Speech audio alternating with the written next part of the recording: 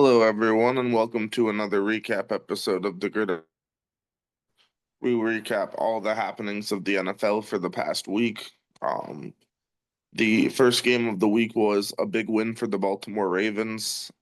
They come away with a 28-6 win against Miami on Thursday Night Football. The Ravens now they've won two games in a row after starting 1-5. You have Lamar Jackson back making his return from the injury and looking to jumpstart the Ravens back into playoff contention, division contention, and he comes back with a stellar four touchdown performance, 204 passing yards.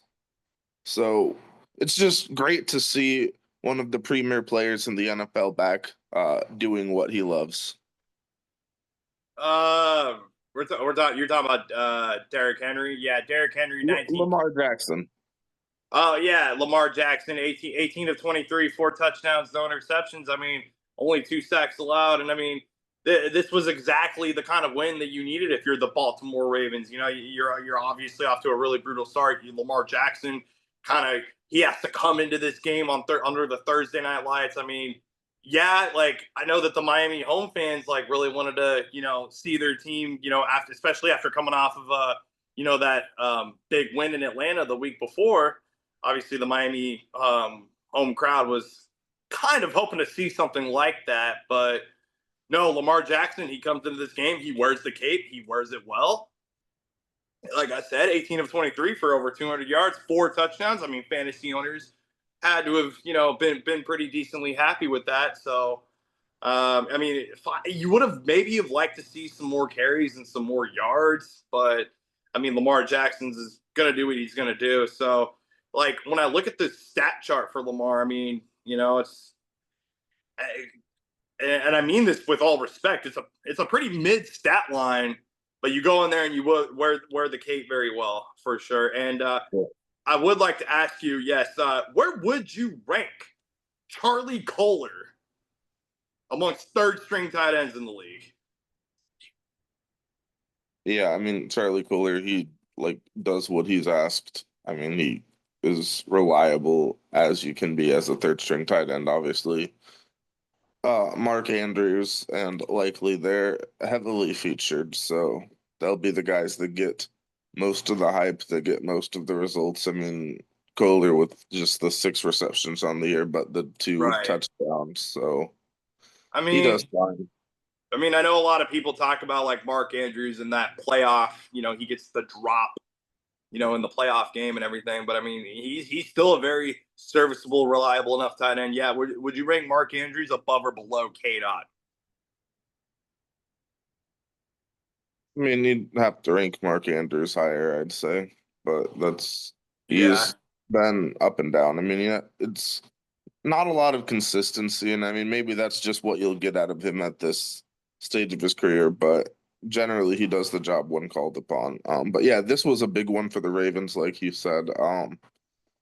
As they try to like get back going on the season. I mean, they had the defensive performance they need. They get Lamar back. I mean, everyone's getting healthy, and this is kind of what the Ravens they need to look like if they're going to track down the Steelers in the division. I mean, they've made up a lot of ground already, and now they're just looking to keep the train going in the right direction. And I mean, off to a very good start in the comeback. So Derrick Henry also 119 yards. He's looking a bit more like himself.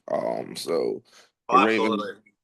the Ravens, I think they'll do great in getting back. I mean, I feel like we all kind of knew even when they were 1-5 that if they start getting some of their guys back, this could still be a team that's quite scary in the division race. I mean, a team that like you would not want to line up against if they get healthy and make the playoffs. Like, if they happen to be like, even if they're a four seed, I mean, you wouldn't be too comfortable if you're playing them as a four seed. I mean, they're gonna be a threat. So we'll see how that goes. And now looking on the other side of the coin, I mean, what a disappointing performance from Miami. I mean, like you said, they had probably their best game of the season when they beat Atlanta the week before, and now they just come in on the Thursday night football spotlight and have a very disappointing performance. I mean, you got the bad interception. Tua did have 261 yards, but just not being able to make the big play. Some bad penalties. Just Miami does not execute the plays that you need to win a game. I mean, this is just one of the more disappointing football teams this season. Yeah, with that being said, and I'm really glad that that was a good lead up to my next question and point. Yeah, 2-7, 1-3 at home, 28-6. You know, a couple of playoff appearances in the last 2-3 seasons. My next question to you is, Tad, yes, where would you rank Mike McDaniel amongst head coaches in the National Football League? Yeah, I mean, based on this year, I mean, he's very near the bottom, if not at the bottom. But I mean, You rank him overall, above or below Pete Carroll on the current season? well, I mean, they're in completely different like phases of where they should be. Like the Raiders are just fundamentally they're not a good football team. No offense, Raiders fans. I mean, they're in a rebuild stage. Like they are working on getting better. The Dolphins are like supposed to be competitive now, and they're not. I mean, they're not even close in some of these games. So Yeah. that's a huge disappointment. And I feel like it is a much more abject failure in Miami than it is in Vegas. I mean, so you definitely wouldn't rank, based on this year, you'd rank Mike lower. Um, Do you I think he mean, keeps his job? they're saying he's keeping his job through the end of the year. That's what they've said. We'll see if they can continue to do that. I mean, it's not trending well. I mean, it's not trending well for him, and I don't think he'll be their coach next season if things don't change. I mean, it's just not been a good look. I mean, I honestly, mean, like teams go through rough seasons. Coaches, even like some of the great coaches go through rough seasons. So you would like to think that maybe that's just what this is for the Dolphins and it is for Mike McDaniel, and maybe he can, you know, get a few more wins this season, and maybe they decide to keep him around. But uh, or maybe they just don't simply believe in firing coaches mid-season. Some teams don't believe in doing that. So hmm. yeah. And then, I mean, like they made a lot of changes, like in their front office. We saw some big moves there. So maybe just wait until the off season, get your new guys, get your front office situated, and then make a coaching decision. I mean, that would make sense, but just a lot of dismay in Miami. You gotta hope that they can be a little more competitive. And I mean, if not, it's time to like look for the future and just see what you can do. That's disappointing start for Miami. But just the win, just the kind of win that the Ravens needed, and they're the AFC North is going to be crazy enough already. Tad, speaking of the AFC North, their divisional rival, the Pittsburgh Steelers, beat the Indianapolis Colts 27-20. Obviously, the Colts. This is their, they don't lose a lot, but here they did it again against the Pittsburgh Steelers. Obviously, a big win for the Steelers at home today. Um, so Yeah, what certainly. what's your take so far on the AFC North in that sense, even with the Steelers? I mean, like with Baltimore, we talked about Baltimore like getting it together and they're trying to do what they can to chase down the Pittsburgh Steelers. Man, what a massive win for Pittsburgh to find a way to get over the hump against a supposedly good Indianapolis Colts team. And they did a very well performance on defense, on offense. They made the plays. I mean, just a very fundamental game of football by Pittsburgh, and that's how they win their games. They made all their kicks. They did all the little things right. And And this is what you do with I can't Pittsburgh. sit here and say that the three interceptions by Daniel Jones did him or his team any good today. Mhm. Yeah, no, certainly not. I mean, they had the three interceptions. They lost three fumbles. So five turnovers on Daniel Jones, and then the other one on Josh Downs. I mean, just and honestly, like to turn the ball over five times and still be within one score of winning the football game. I mean, kind of says something about the Colts, maybe, but you just got to be more clean with the football. I mean, that cannot happen the way it happened. I mean, just a lot of distress for the Colts. I mean, they did not do what they need to do. Only 14 carries for Jonathan Taylor. He needs to get the ball in his hands more. When the Colts are a successful team is when he is carrying the rock, getting 20 plus carries, doing everything he can. And I mean, it did not happen in this football game. They need a lot more from the play calling. I mean, you shouldn't be throwing the ball 50 times. I mean, Daniel Jones has played at a very high level this year. No question about it. But you gotta have more than you gotta have less than 50 attempts. That's quite a lot against a defense like the Steelers. Yeah, yeah. I mean, the Steelers defense, I mean, we knew in the preseason that the Steelers defense was probably going to be a top 5, top 10 unit. So, games like this where they needed to show out against, what they knew was going to be I mean, this was the best team in the AFC that they knew that they were hosting. So, they did exactly what they needed to do. And I mean, it had this game wasn't even really. I mean, this game was like the Steelers controlled the tempo of this football game. Like the scoreboard would Yeah, say otherwise, but the Steelers, I mean, they controlled the tempo of this game. they sure did. Yes. Yes, hard to argue with that. I mean, they just played, like I said, they played fundamentally better than the Colts. I mean, they just did everything you'd expect out of a winning team. Maybe you want to run the ball a little bit better. I mean, they only had 38 rushing yards, 1.7 per carry. But Um, Warren so did they get did two better there. touchdowns. They got the 2 touchdowns, but you got to see a little better average there. But nice to get to execute and take advantage. But yeah, so that's nice.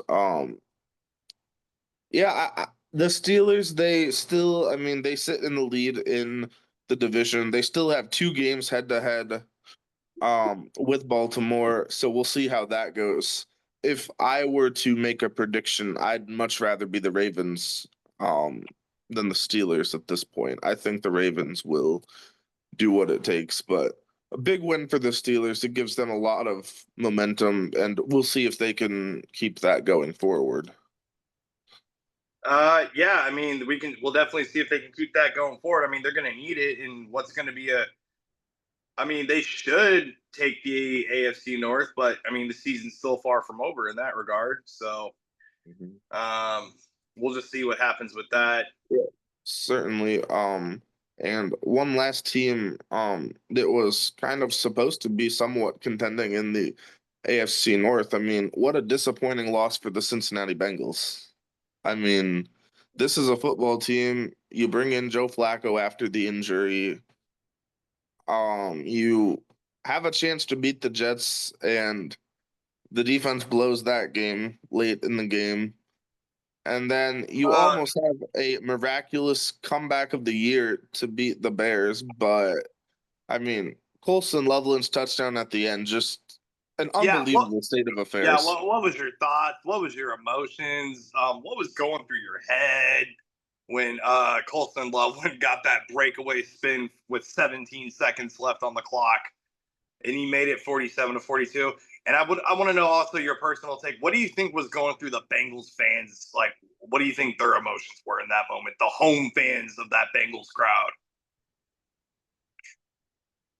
Yeah, I mean, it was just an unbelievable way to end a football game. I mean, I felt like, honestly, an accurate description of how I felt was like utter despair for Joe Flacco, who throws for 470 yards, has one of the games of his life, and you still lose. So, I mean, I love me some Joe Flacco, and I just think it was completely unfortunate that the game had to go that way. I mean, obviously, a very resilient win for Chicago. They needed the win too, but man, the Bengals, I mean, the way they blow the last 2 games, if you win those 2 games, you're 5-4, right in the mix for the AFC North, and now you're kind of buried. You're 3-6. You're falling behind Baltimore even, and it feels like these two losses have completely turned their season around, and now it is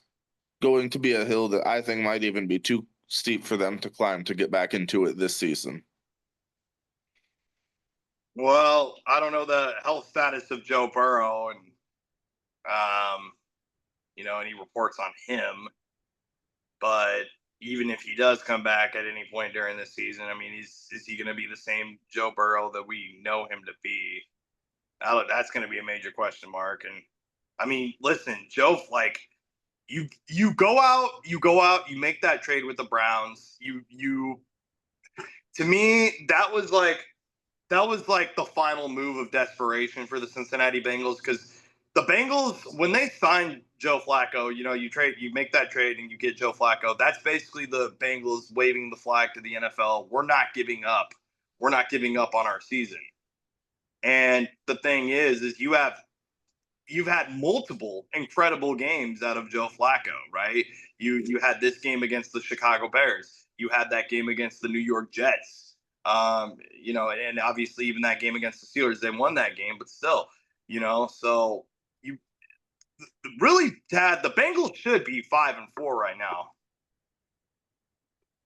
Yeah, yeah, totally agree there. And I mean, like with Joe Burrow, like if Joe Burrow was playing quarterback in that game against Chicago, they probably still would have lost. I mean, quite frankly, I mean, the offense scored 42 points. That should be plenty enough to win that football game. I mean, you could put prime Tom Brady in at quarterback, and with that defense, they would still find a way to botch the game. I mean, this was one of, and I don't use these terms lightly, but that was one of the worst defensive performances I may have ever seen while watching the NFL. I mean, it was utterly tragic to watch, like the way the lead just slipped away at the end after that heroic comeback by Joe Flacco. It was tragic. I think that's the word for it. And I mean, you didn't even have your best defensive player playing, Hendrickson. So, but outside of him, Tad, yeah, no, you're exactly right. There's just so like this Cincinnati defense, like we've said it time and time again, just we're always holding our breath. So, um, worst defensive performance of the week easily goes to them. Of the year. Probably of the year.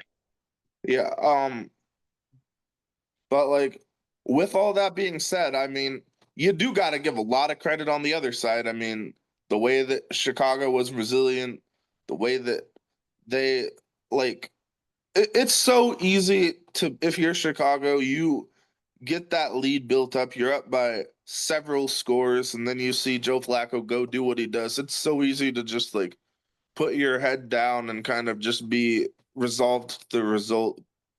But they found a way to go in there and steal a victory from the jaws of defeat. Just a big drive there at the end. Caleb Williams, a legacy drive there, put it all together.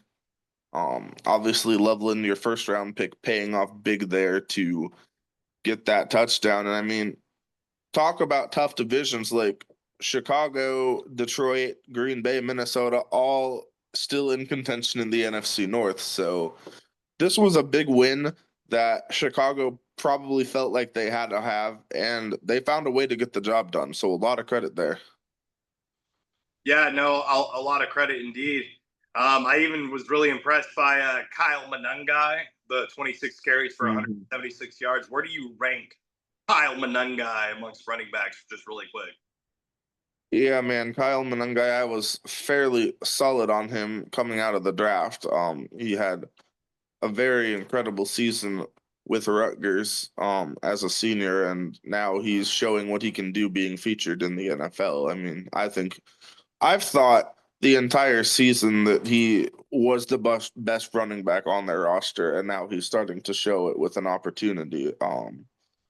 And I think he will continue to show that. The more they feature Kyle Monangai, the better the Bears offense will look. And I don't think that's going to slow down anytime soon. You know who's a real quick a receiver who can be sneakily good sometimes? Olamide Zaccheaus. He's Yeah, definitely like definition can be sneakily good sometimes.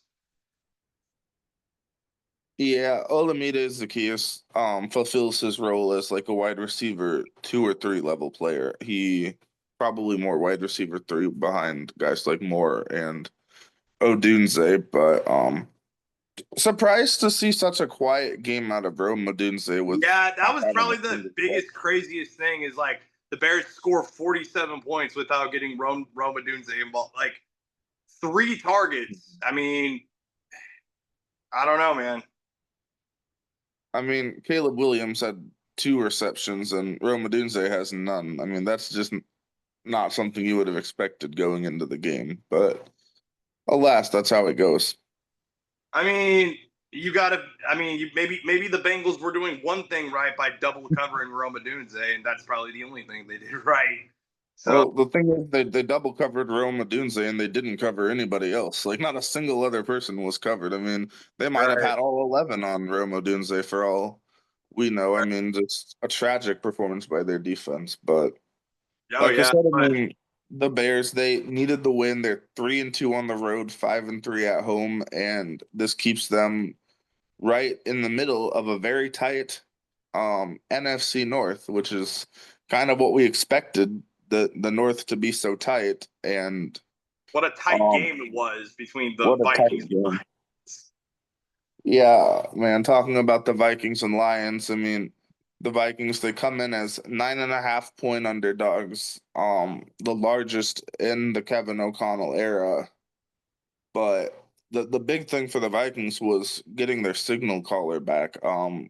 Sophomore JJ McCarthy, 14 of 25, 2 touchdowns, 1 interception, also a touchdown run on the ground. So, I mean, he wasn't perfect, but he made a lot of winning plays, 143 yards passing. You'd like to see that be higher, but at the end of the day, when the Vikings needed him to make the throws were made. The game was managed a lot better than what we've seen with the backup quarterbacks, which you would expect. I mean, you would expect the starter to play at a higher level than the backup. So just great for the Vikings to get JJ McCarthy back and a big win. Like I said, this just further tightens up the division. Now you got the Vikings 4-4, Detroit 5-3, Chicago also 5-3. We talked about them. We'll talk about the other team in the division a little later, but But the yeah, just blocked field goal very at the tight. end was probably the craziest thing.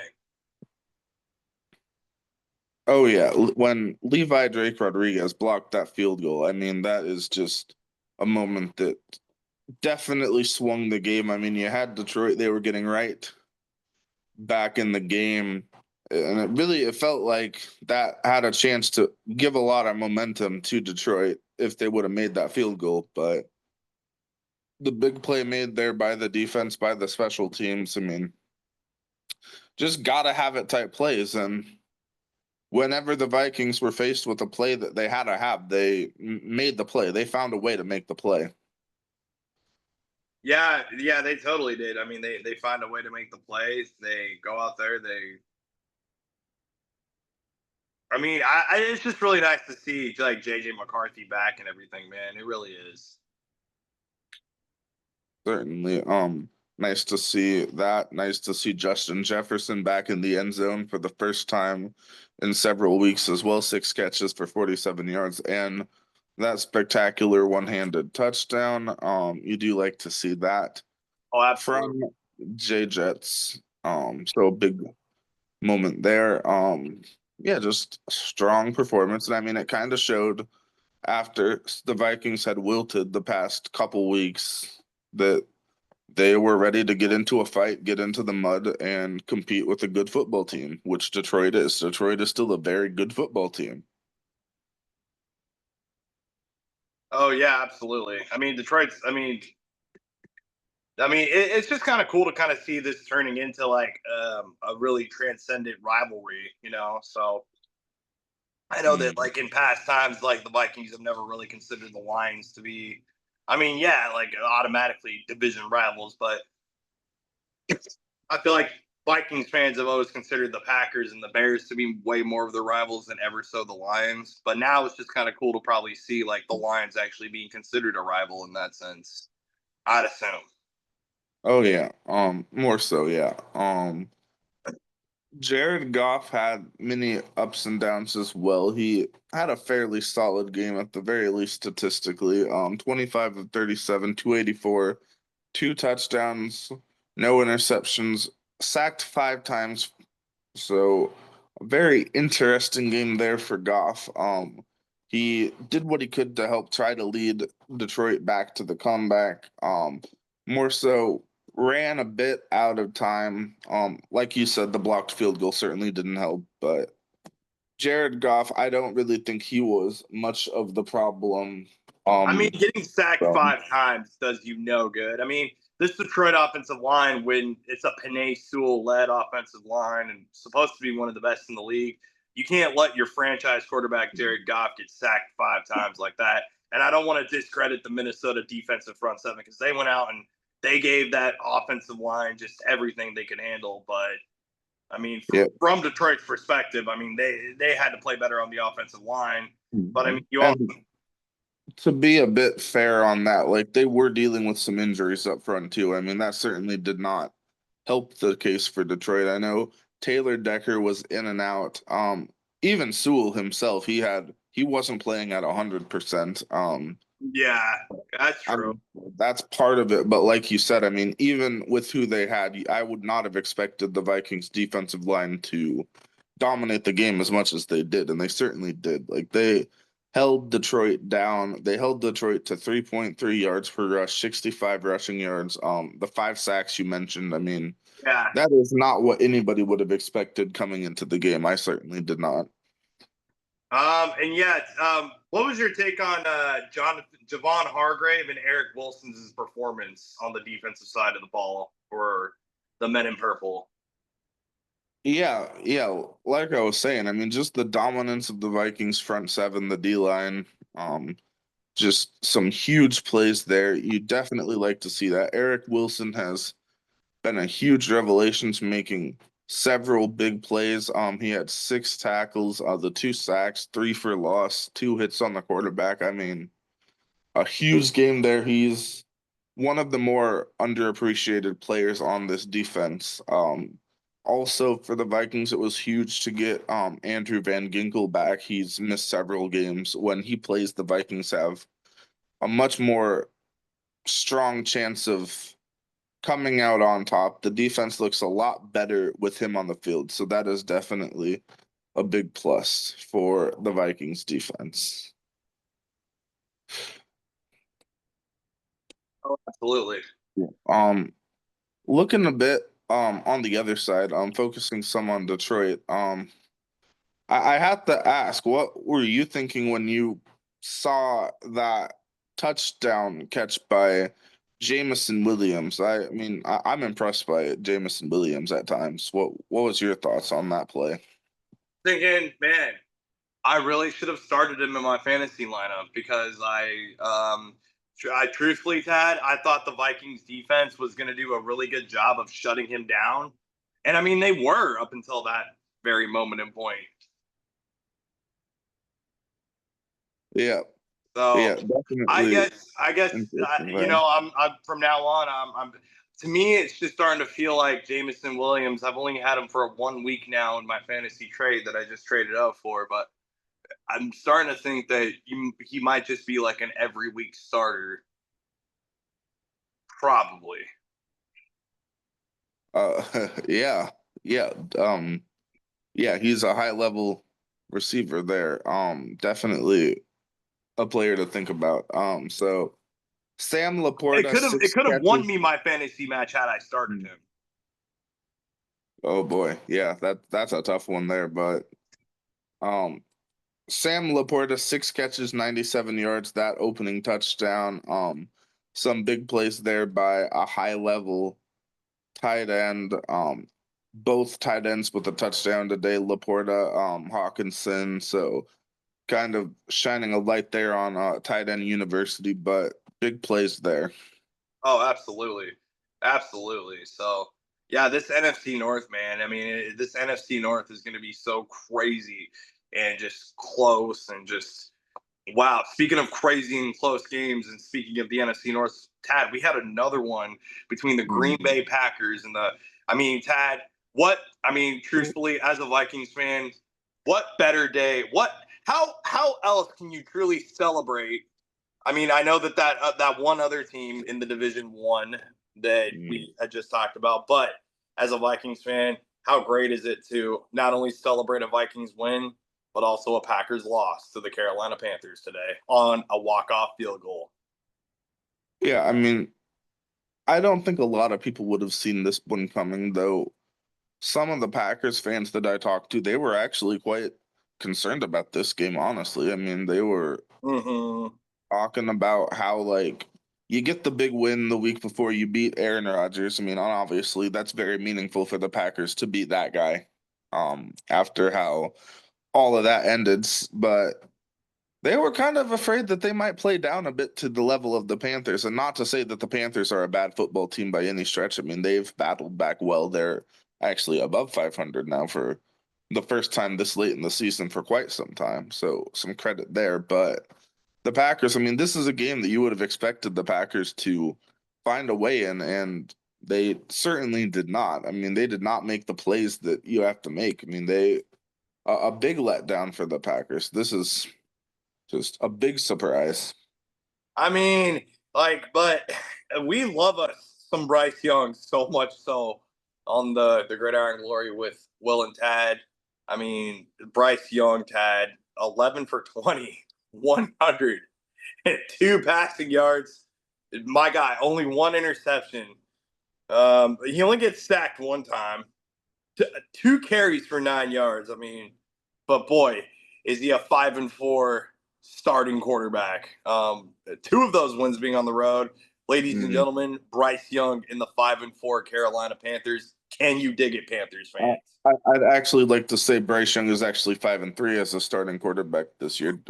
Andy Dalton lost the game to the Buffalo Bills, so he is actually a 5-3 as a starter this year. But I mean, make no mistake, he did not look very sharp coming off the injury. I mean, like I said, you got to be much more above 50% passing, 102 yards. You got to see more, but at the end of the day, I mean, it's somehow enough to win a football game. I mean, that performance was enough to beat the Green Bay Packers, which is really like stunning to say that the Packers lost to a team that passed for 102 yards. I mean, I would not have in a million years would I have guessed that that would be how things go. I mean, they basically like they played an Iowa Hawkeye style football game. I mean, as a big Iowa fan, this is how Mm-hmm. Iowa wins football games by passing for less than for around 100 yards, maybe even less. And they just if you're going to win a game like that, there's a lot of things that have to go well. You have to Like, run the like, ball well. like you got to let Rico Dowdle. Mhm. Yeah. Yes, something like that. You got to run the ball well. Two touchdowns, 130 yards, 25 carries for Dowdle. He had another huge game, and that's just something that you got to do right. I mean, that's another big thing that you have to do right if you want to win a game like this. Number two, It's you have to win the turnover battle. That's a big thing that you have to do, and they mhm. did. They won the turnover battle 2-1. Big turnovers by the Packers. Yeah, yeah. Do you think that Rico Dowdle's performance has officially declared Chuba Hubbard to be the number 2 now?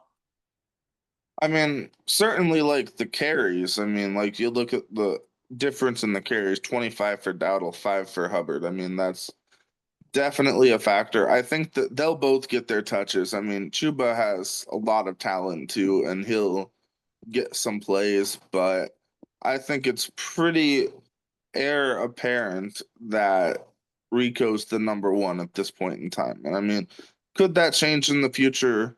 Certainly it could, especially as he's apparently questionable for the time being. So we'll see how that goes. We'll see if he has much of an issue there. I think he'll be fine. I've honestly not heard a whole ton about why he's questionable, but I mean, I think that it'll be fine. And I mean, just a huge win for the Panthers. I mean, above 500. This is like the first time they've been in contention for anything in the Bryce Young era. So this was one they needed.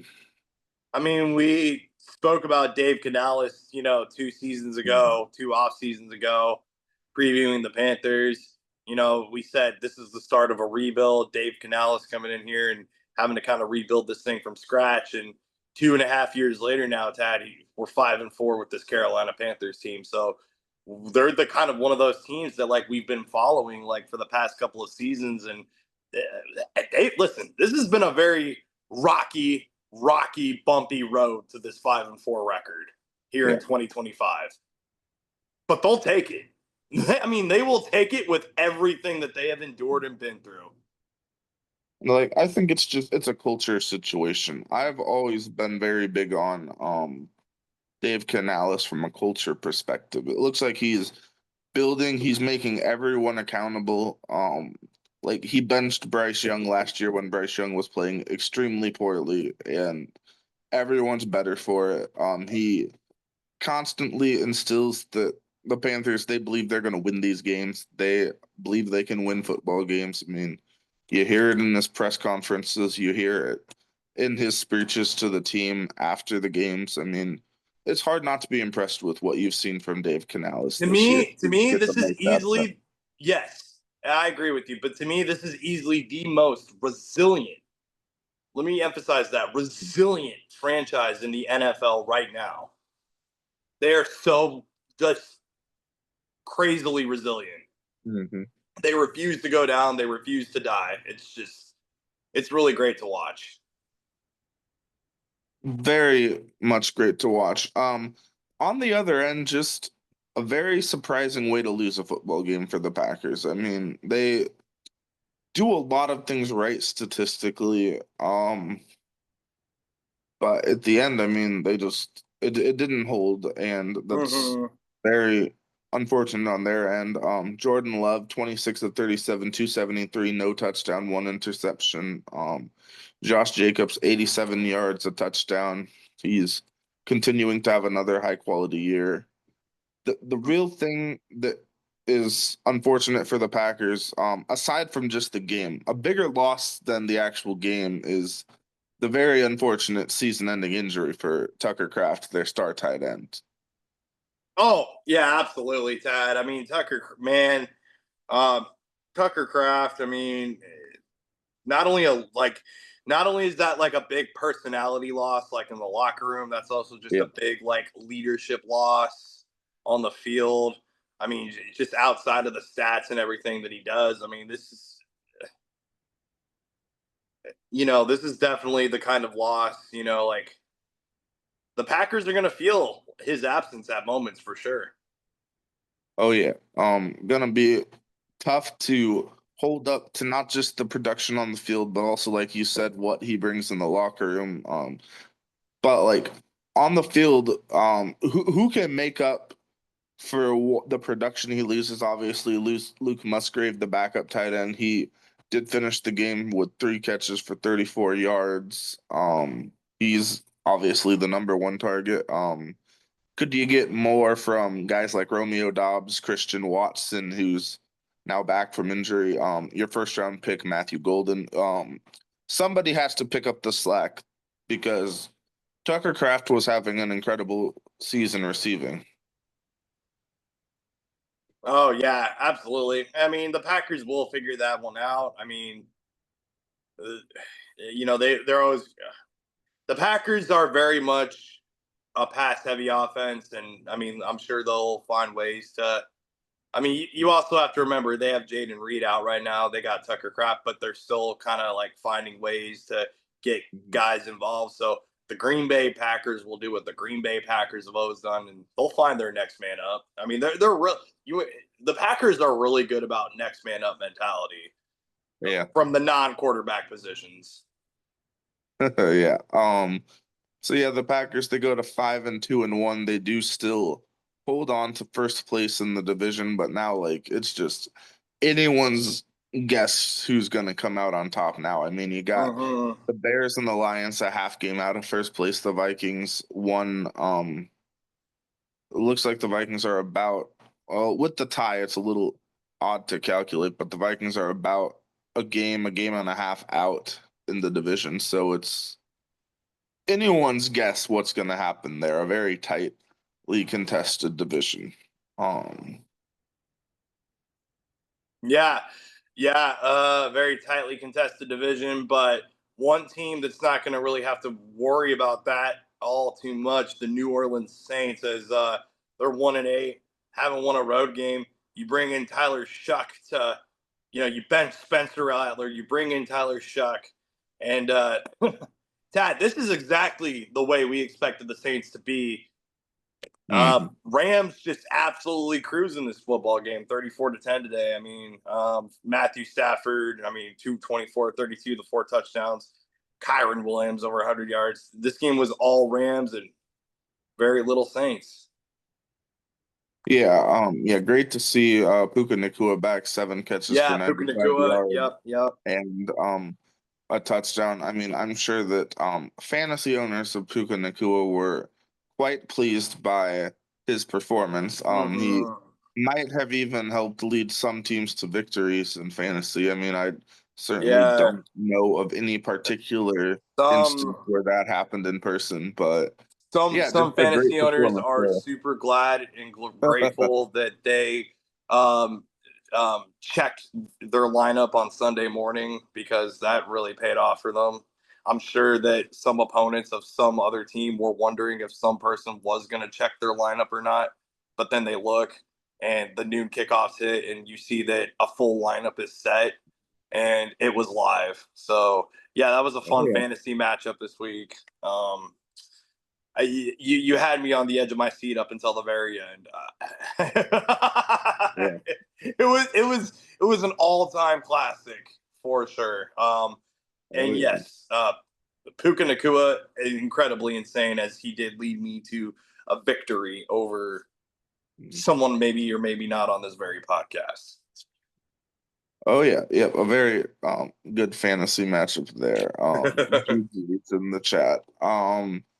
But yeah, another team that got a big win, the Rams. I mean, a very competitive division. You saw um Seattle won, San Francisco won, um even Arizona won. I mean, the division went 4-0 this week, the NFC West. So the Rams to find a way get through that to get through the Saints. I mean, it was a win they absolutely had to have. And they just played a very high level of football and they did exactly what you need to do against a team like the Saints. And I don't know, like with Tyler Shuck, I mean, we'll see what his career develops into. It looks like he's not quite ready to perform at the highest level. He'll take some bumps and bruises. He'll have better games than this, but we'll see. Just see what we get. It's a very interesting dynamic there. Nice to see him get that touchdown pass to Jawan Johnson, though. Nice to see him have one positive there. Mm-hmm. Yeah, Jawan Johnson, an incredible player for sure. Yep, Um, let's see big here. win there. Yeah, I mentioned the 49ers. They had that win over the Giants, so they did that. Another win for Mac Jones, the backup, continuing to fill in for Brock Purdy. So we'll see just how long that dynamic lasts. And gotta hope that Brock Purdy can recover well and get back on the field and resume his role. But for now, I mean, you can't ask for much more than what you've gotten out of Mac Jones, who's I'd say at this point he is continuing to vault up the backup quarterback rankings. 19 of 24, 235, 2 touchdowns, no interceptions, just doing exactly what you would hope to see from um, a backup quarterback. Yeah, the biggest thing I'm thinking of was, man, Christian McCaffrey has to play on MetLife Stadium turf. Mm. So I'm glad he survived that. Oh yeah. Crazy that Scadaboo's injury did not happen at MetLife Stadium. Yeah, right. I Definitely mean, crazy. I mean, with all the injuries going on there, I mean, so yeah, I mean, you hear a lot of guys that are just concerned about playing there. I know George Kittle had a big speech Mm-hmm. at some point. I believe it was after the game about like the concerns with playing at MetLife Stadium and like that it's highly questionable that like the level And of turf that they allow. and duly note that the World Cup final is scheduled to be there in next year. Next year, Mhm. the finals for the soccer World Cup is scheduled to be at that very stadium. So not Boy. just football players, but athletes everywhere might be affected by this. Yeah, so I mean they got to figure something out. Like um the owners of the stadium, they got to figure that out. I mean, this is just it's untenable to have that situation continue to play out. But enough of that. Like, I mean, like you said, McCaffrey had an incredible performance. Mm-hmm. Brian Robinson even got his first touchdown with San Francisco. So they did what they had to do. Like I said, the division 4-0 this week, so they needed the win to keep pace with the Rams in Seattle. So they got exactly what they needed. And I mean, for the Giants, they fall to 2-7. It's just been incredibly tough since you lose Malik Neighbors, you lose Cam Scatabo. Just I I think mean, the Giants are like the Dolphins of the NFC. Well, no, that's not a fair comparison. well, but yeah, like the Dolphins are supposed to be like competitive. The Giants, I mean, they're building up. They got like I feel like it's unbelievable to say this like after the years we've been kind of I don't know if harsh is the right word, but we've been fairly harsh on the Giants and what their plans are. But like right now, I trust the Giants' plan a lot more than I trust Miami's plan right now. Like I think the Giants, I mean, obviously the injuries are brutal and that's a huge setback, but But now you got your quarterback of the future, mm, Jackson Dart. you know what you're doing at quarterback. You have one of the best young receivers in the game. Hopefully you can get him back. Cam Scatterbo looks like um a high level running back. Abdul Carter is incredible on the defensive end. So I mean, you got some pieces. Obviously, you got to put it all together. But I mean, I wouldn't be too down on the future of the Giants. I mean, Jackson Dart, he had a fairly strong game, 24 of 33, 191 yards, two touchdowns passing, one touchdown rushing, 56 rushing yards. Can't be too down on that. But I mean, just the Giants, I mean, they are definitely with the injuries they've had, they're not in a position to win football games. Yeah, no, definitely not. So, um, hopefully Cam Scatterbo can be the same player when he does come back. Oh yeah. Yep, you gotta hope for that for sure. But the 49ers, they absolutely needed a win like this as both of their NFC West foes do get the win, including the Seattle Seahawks on Sunday Night Football against the Washington Commanders. We have to absolutely talk about the most important thing, the Jaden Daniels injury, Tad, in this game. And what was your thoughts? What was going through your head? What were your emotions about this horrible, devastating, tragic injury? And I mean, you want to talk about some cursed real estate in the NFL? Look no further than yeah, is it FedEx Field that it's called? Yeah, FedEx. I believe it's FedEx Field, and it's that specific. Yeah, Northwest Stadium is what it's called now, but it used to be called FedEx Field at Mhm. one point. But yeah, even like that side of the field where Jaden Daniels has gotten hurt, some of the most historical injuries in the NFL have happened on that very same side of the field. So you want to talk about some cursed real estate in the NFL? Yeah. Yeah, look no further than that stadium as well. Yeah, I mean, just a completely um unacceptable decision there by Dan Quinn to leave Daniels in the game. He was clearly compromised. You were already losing 38-7.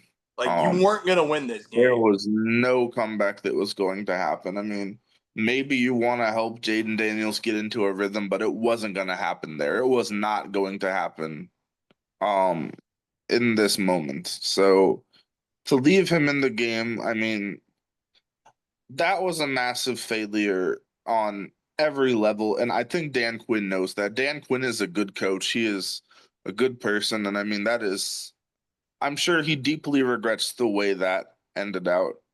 And I mean, like I said, everyone's human and it was a mistake. I mean, it was a big mistake and it's going to cost this team dearly, but you just gotta hope that Daniels can recover, that he can come back from it, and that a lot of lessons will be learned. I think that it's could be a learning moment, but just very much unfortunate that it had to come at such a cost. Yeah, very unfortunate indeed. I mean, that's very, very horrific, very horrible that this had to happen. I mean, and he's not the only Washington quarterback in their history where they've had like it seems like with when it comes to the Washington franchise, I mean, in their history, they've had some pretty historical quarterbacks that have gone down in crazy fashions like this. Mhm. So, I mean, Yeah, I don't know if to like absolutely. to the level of like Joe Theismann, for example, but Mhm. I mean, that was probably one of the most horrific injuries ever. I don't know if it's to that level, but Like they've had some injuries. RG3, obviously in Alex the playoffs, Smith. Alex Smith nearly lost his leg entirely. Yeah, this it doesn't feel like this is to that level. Hopefully, it's not like completely career altering, but yeah, and I mean, like it's an interesting parallel to the RG3 injury because that was also severe mismanagement by the coaching staff. He never should have played in that playoff game. I mean, had he been more carefully managed, he could still be playing in the NFL today instead of ranting on Twitter every week. But now, just quite quite unfortunate, and I hope that Jaden Daniels recovers and he does not face the similar fate to that. And I hope that he can get back to the high level we saw him play in his rookie season. So gotta hope for the best there. Speaking of high level quarterback play, what a revelation for Sam Darnold. I mean, he's had quite the season. Has Seattle 6-2. Uh, completed his first, I believe it was 13 passes in the game without an incompletion. 21 of 24, 4 touchdowns to 1 interception. Just an unbelievable level of football being displayed by Sam Darnold this season. Yeah, I mean Sam Darnold, incredible fit there in Seattle for him, absolutely. So you really like to see that for Sam Darnold. I mean, it's just really hard to talk about like anything positive out of this game because of just the horrific injuries. That's just, I'm sorry, it's just. But yeah, it's just, that is good for Sam Darnold, Kenneth Walker, Jackson Smith-Njigba. He's a beast. I mean, we Mhm. know this. It's just I'm just still like, and I feel like so many fans will agree with me, just devastated by the Jaden Daniels injury. I mean, because Oh yeah, yeah, it's tough day for yeah, the NFL. like you said, um, yeah, there are another NFC West team. Yeah, the Cardinals beating the Cowboys pretty easily, 27-17. Jacoby Brissett, 21-31, 261 yards, 2 touchdowns. Um, yeah, this wasn't really a exciting game, and I'm sure there was a lot of fans out there that are with me and Tad that probably had a hard time even watching it if you're a YouTube TV subscriber. So I'm sure there's a lot of fans out there that can um, agree with us on that. Like, pretty Oh tough to yeah. watch when Um, you can't even watch it. I mean, well, that's not true. I NFL Plus, you could watch it on the phone or tablet, but still, yeah, yeah. Jacoby Brissett, I mean, yeah, good for him. Javante, good for him. This wasn't really a super crazy game, unless you had any takes on it. yeah. Nice to see Marvin Harrison continuing to play at a high level. I mean, he had some down games early on the year. Now 7 catches, 96 yards, and a touchdown. You definitely like to see that. Very much unfortunate that we're not seeing Kyler Murray. He's on IR now, so he'll be out the next 4 games. So kind of at least for the time being, it's going to remain Jacoby Brissett's team, and we'll see what kind of a spark that provides. But yeah, looking at Dallas, I mean, you just continue to fall down 3-5-1. They I don't know. I mean, it's just the NFC East is just looking at this point like a bit of a runaway by the Eagles. So just very surprising there, but that's just how that game went. Um, Looking at a few other games, a low-key exciting game that I feel like doesn't get a lot of mention this week was what we saw with the Falcons and the Patriots. I mean, that was a huge game. For the Patriots to continue to stay atop the division. Oh Um, yeah, absolutely. and it looked like for a while, like the Patriots, they build this lead. You go up 20-14. Looks like you're going to ice the game away then. Penix goes down the field, gets the tie, what looks to be the tying touchdown, I should say, to Drake London, his third touchdown of the game, but you missed the PAT with Parker Romo. A very unfortunate situation there. The Atlanta kicking room has been borderline disastrous this year. I mean, you've cut Young Waku, you've now cut Parker Romo after his missed PAT. And I mean, this is starting to become a real problem where it's cost you games. I mean, it cost you the Tampa Bay game, and now it has cost you another game. So just very unfortunate there. But when the Patriots, I mean, honestly, I'd say the Patriots might be one of the top two most surprising teams in the NFL with how well they played this year. Oh yeah, absolutely. It's just cool to see them like the Patriots. I mean, they've always wanted to be a winning franchise, and here they are doing it again. And they have their guy of the future, Demario Douglas. I mean, he did great. So Henderson, just this was a good win. I mean, this was a really good win by the Patriots, and I mean, their defense, sealed the deal for them. I mean, doing what they needed to do at the end. The Falcons obviously made it a very close game at the very end, but the Patriots defense, sealed the deal, got them the win. So yeah, Tad, this was Oh just yeah, a really good win for the Patriots. very good win there. Speaking of big wins by AFC division leaders, we had Denver go on the road against Houston. And obviously with the Chargers winning earlier, Denver, they know they need to win to keep first place outright. And I mean, Mm-hmm. a very um a very strange football game um broke out between Denver and Houston, especially with the unfortunate news for CJ Stroud with his injury.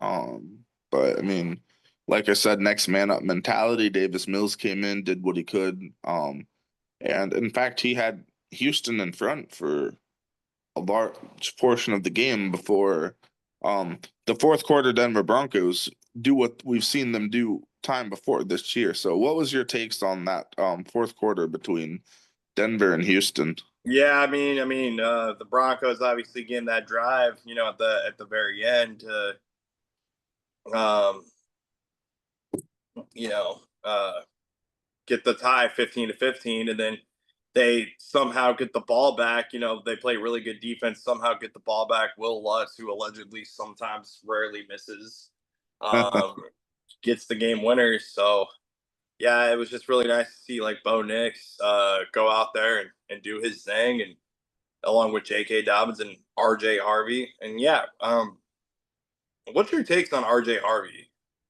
this season? Yeah, man. RJ Harvey, I mean, he is a very solid rookie player there. He's in a very good backfield, him, J.K. Dobbins.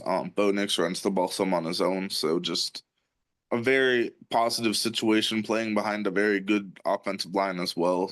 Garrett Bowles, high level players there. So Denver, I mean, like I said, you called it in the preseason that Denver would be a real threat to win the division, and now here we are, like 9 games into the season, and they are a game up on the Chargers, 2 games But up on Kansas City. So we'll I see. will still say that I mean, though Denver has a strong case to win the AFC West, I mean, if I still had to bet everything, every dollar that ever existed, I'd put it on the Kansas City Chiefs Yeah, until proven otherwise. But yeah, yeah, and I mean, speaking of said, Kansas City Chiefs, they had their annual regular season loss to the Buffalo Bills. Like we've seen this in the regular season many times, only for it to flip later on, when the calendar flips to January, we see it go the other way. But the Bills, I mean, they looked good. Josh Allen played another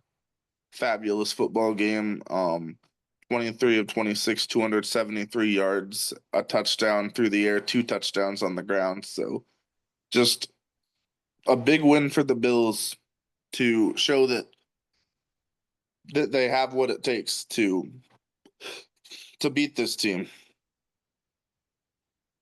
yeah, yeah. A lot of Chiefs fans where I live, they expected this. Mm-hmm. A lot of Chiefs fans will say, this is like, I mean, it's the same narrative as before. Bills win the regular season game, but then the Chiefs win in the playoffs. So we'll just simply like, I'm kind of unfazed. I'm kind of Yeah. truthfully, Tad, I'm unfazed by it at this point. I want to see if this Bills team can beat that freaking Chiefs team in the bloody playoffs. Until then, I'm just kind of unfazed by these regular season wins. It's the truth.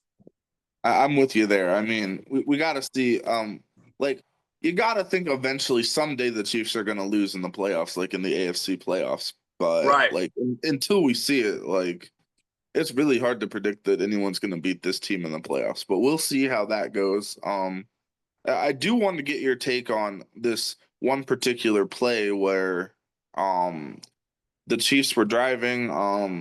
Patrick Mahomes was making a run going towards the sideline, and he sort of got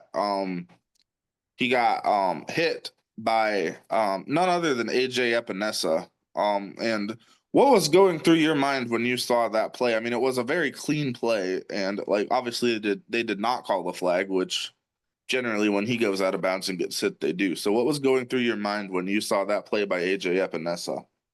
Well, AJ Epinesa, I mean, he definitely like. I'll put it to you this way: AJ Epinesa probably.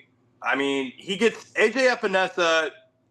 His job is to go out there and terrorize quarterbacks. I mean, that's what he gets paid to do. But let me tell you one thing: there's no other quarterback that AJ Epinesa desires to terrorize more Yeah. than Patrick Mahomes. So for a fact that AJ Epinesa had this game circled on his calendar, was probably working and training out all week in practice, and when he was in the weight room thinking about an exact moment like that where he got to terrorize Patrick Mahomes.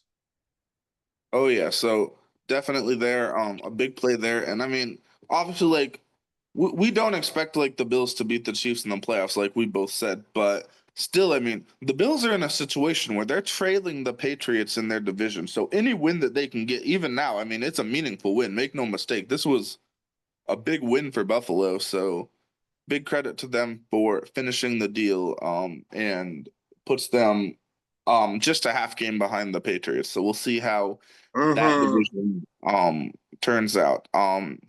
Switching gears now, we got a few more games here. So we'll see how that goes. Jacksonville and the Raiders was a low-key exciting game that like was a game that maybe didn't have a lot of hype in the late window, but it turned out to be one of the best games of the day with Jacksonville winning 30-29 in overtime.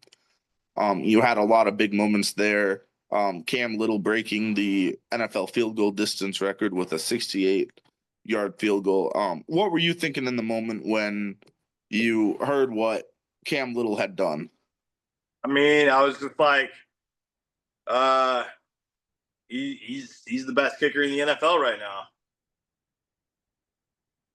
Yeah, certainly one of the stronger distance kickers in the league. Certainly, we saw what he I did in mean, the preseason, and then he backed it up. I've never unveiled kicker rankings, but he'd be up there. Yeah, he's had some moments. That was a big moment. And it was nice to see him bounce back. He's had some rough moments the past few weeks, and that was a good one to have. Um, Great to see Brock Bowers back and healthy. He had a team high 12 catches, 127 yards, 3 touchdowns, including the overtime touchdown that cut the lead to 1. The Raiders, they go for 2. Great defense there by Jacksonville. So kind of a low-key big win for Jacksonville. They go to 5-3, stay strongly alive. In not only the wild card race, but they're also within a game in the loss column of the Colts. So like the Jaguars, they're kind of just sneaking up, just staying around. They have some solid wins, some rough losses, but also some solid wins. You beat the Chiefs, so very interesting dynamic there with Jacksonville. What's your take on the Jaguars? Yeah, I mean, they're kind of a interesting team. I mean, they've gotten some really good wins, this season, but they also can be weirdly inconsistent at times. So, Yeah. this was a really good win for the Jacksonville Jaguars to, come out here and go on the road and do this thing. And yeah, Tad, specifically the 2-point conversion at the very end of this football game. I mean, here we are, and this is the reason why I was asking where you would rank Pete Carroll versus Mike McDaniel earlier. Let me refer to this exact moment. The 2-point conversion, you decide to pass with Ashton Genty in your backfield. Does this sound familiar when it comes to a Pete Carroll on the goal line scenario when you have an elite running back in the backfield? I mean, it just seems that Pete Carroll didn't learn from his past. I mean, kind of, sort of, so, but like, it feels a lot different because, for one, the Raiders' offensive line is not one of the strengths of their team, to put it kindly. Genty, I mean, he's a very strong runner, but he's not a prime Marshawn Lynch at this stage of his career. He's just not. He is going to develop very well, I think, but he's not there yet. And plus, you've just had Brock Bowers terrorize this team for 70 minutes of football. So I have no qualms with that call. I think it was the right call to try to pass, try to find Brock Bowers. I didn't have an issue with that call. I've had some issues with some of his management in the past this year. We've talked about that on this very podcast, but I think he did fine there. So no qualms there. Right call to go for 2, solid play call. The Jaguars made the play. Yep, that's pretty well put. I mean, a win in the NFL is a win in the NFL, and you got to find any kind of way to get it done. I mean, even if it's against, a one-win team like the Tennessee Titans, much like the Chargers did this week. Yeah, a very strange game of football broke out in Nashville, Tennessee. The Chargers, they win 27-20. Yeah, Cam Ward, 12 of 21, 145 yards, sacked 4 times. Herbert, 19 of 29, 250, the 2 touchdowns, 1 interception. Quentin Johnston had a touchdown. Their fullback / defensive tackle, Scott Matlock, had a touchdown. So very interesting dynamic there. I mean, you've seen what he can do. That's very much an interesting situation. Herbert also had a rushing touchdown. Like, it was an odd game that it felt like the Titans were in the game, but they weren't really in the game, if that makes sense. Like, it felt like you knew that the Chargers were going to find a way to come out on top. And I mean, they did just that. So very interesting team there. Yeah, I really feel bad for the Tennessee Titans, but we knew that they were going to go through this. We knew that they were going to have their struggles. Yep. So they just got to keep. I don't know. Maybe they are tanking. Maybe they're not. I don't know. But it's just, yeah, Justin Herbert. I mean, it's going to be a tightly. We mentioned the Broncos. We mentioned the Chiefs. The Chargers needed this very win to stay within the race of their division. So. Yep. I mean, even when you're a team like the Chargers, these are the kind of wins that you gotta have, and they got it. So good job. Absolutely. So good for them to win. The real unfortunate news for them is that Joe Alt is going to be out for the season. So now they're down both of their starting tackles. That's very much unfortunate. Yeah. They're obviously Slater before the season and now also just again we talked about it before, next man up mentality, but that's going to be really tough for them to come back from. So we've talked. I believe that's all the games we've covered. Yeah. I don't think we've missed anyone. So Yeah. there is It was a very fun, interesting week. oh yeah, very fun, very interesting. Very briefly touching up on some playoff standings. In the Hmm. AFC, the Colts are leading their division. And they are the one seed. The Patriots are also leading their division. They're tied with the Colts. The Broncos are also leading their division, tied with the Colts and Patriots. So right now, Colts 1, Patriots 2, Denver 3. Pittsburgh leading their division is the 4 seed, 5-3. The three wild cards as of now: Buffalo 6-2, the Chargers 6-3, Jacksonville 5-3. Um, right now, the one team you don't hear there is the Kansas City Chiefs sitting at 5-4, a half game out. So that is right now all of the winning teams in the AFC. Houston, Baltimore trying to battle back, both 3-5. So we'll see if they can make a run. I would be surprised if anyone lower than them makes a run. I mean, it's a lot of season left, Ad. A lot of season left. I mean, I'm not. Listen, go ahead and book me a ticket for the Chiefs to make the. Well, I don't know. I don't know if it's going to be a division winning seed, but listen, I'll bet money. I would bet money in the farm that the Chiefs make the Mhm. playoffs over the Jaguars any day of the week. The rest of the And I teams, mean, I don't know, but I don't think I think Jaguars at the end of the season will be out. Chiefs will be in. honestly, if I were to give a take, maybe a hot take, I think with their tackle situation, I don't think the Chargers are going to stay in the playoffs. I think they would be the team to fall out of the playoffs. Interesting. What about in Um, the NFC? yeah, in the NFC, we also have a three-way tie for first place. The Eagles, the one seed 6-2, Buccaneers 6-2, Seattle 6-2. So hot contested there. The 4 seed right now, 5-2 the Green Bay Packers, still somehow holding on to first place after this week. The wild cards, the Rams are 6-2, San Francisco 6-3, led by Mac Jones. Detroit is 5-3.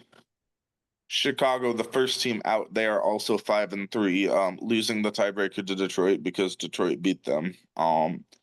Then we have Carolina 5-4, Minnesota 4-4, Dallas 3-5-1, Arizona 3-5, Atlanta 3-5. So those are the teams mostly contending for the playoffs. Very interesting situation there. Any surprises, comments on the NFC standings? Yeah, Tad. It's a lot. Listen, it's not like you kind of feel like the roles have reversed with the conferences this year. I mean, like last year with the AFC, or even the past couple of seasons, the AFC was way more broadly and open, but that's not the case really more. So with like the NFC, it's like, okay, the biggest surprise is easily the Panthers being 5-4 Mhm. amongst all that. Everyone else, I mean, we kind of expected them to be about where they are. Yeah. San Francisco, Seattle. We didn't really expect Seattle to be. I mean, we knew the Mhm. NFC West was going to be good, but I didn't think it was going to be this good. I was not as high on Seattle or San Francisco. I did not think they would be doing as well as they are. Honestly, to for San Francisco to win the games that they've won with all their injuries, I think that's an incredible coaching job, incredible resilience. Can they keep it going with all the injuries they've had on defense? I don't know. It's going to be hard to continue to withstand like not having Fred Warner and situations like that. I think it's going to be incredibly tough.